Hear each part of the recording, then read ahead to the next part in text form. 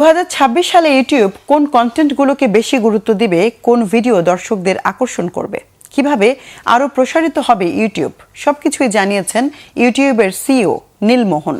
তার মতে লম্বা ভিডিও, শর্টস, লাইভ, পডকাস্ট ও মিউজিক সব ধরনের কন্টেন্টই ইউটিউবের অগ্রাধিকারে থাকবে। মোর্শেদ আলমের আরেকটি ডেস্ক রিপোর্ট।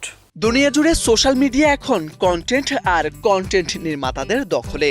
সামাজিক যোগাযোগ মাধ্যম খুললেই দেখা যায় বিভিন্ন রকম কন্টেন্ট।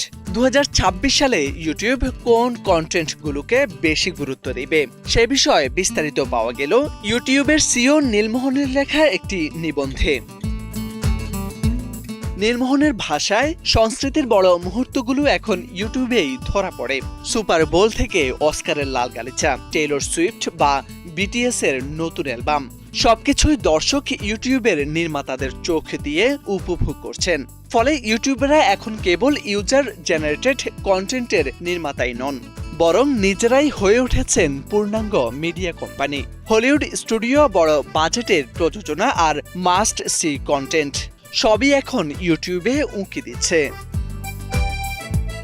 লম্বা ভিডিও থেকে শর্টস, লাইভ, পডকাস্ট ও মিউজিক কন্টেন্টের বৈচিত্র্যই ইউটিউবের বড় শক্তি। শর্টস প্রতিদিন গড়ে 20,000 কোটি ভিউ পাচ্ছে। 2026 সালে শর্টসের আরও নতুন ফরম্যাট, ছবি, পোস্ট সহ ফিড ভিত্তিক অভিজ্ঞতা যোগ করার পরিকল্পনা করছে এই প্রতিষ্ঠান। পাশাপাশি গান, খেলাধুলা ও খবরের জন্য আসছে বিশেষায়িত টিভি প্ল্যান ও মাল্টিভিউ সুবিধা। শিশু কিশোরদের ক্ষেত্রেও ইউটিউব গুরুত্ব দিচ্ছে নিরাপত্তা ও শেখার ভারসাম্যে। অভিভাবকদের জন্য আসছে আরও নিয়ন্ত্রণমূলক ফিচার, অ্যাকাউন্ট ব্যবস্থা থেকে শর্টস স্ক্রল করার সময়সীমা নির্ধারণ পর্যন্ত।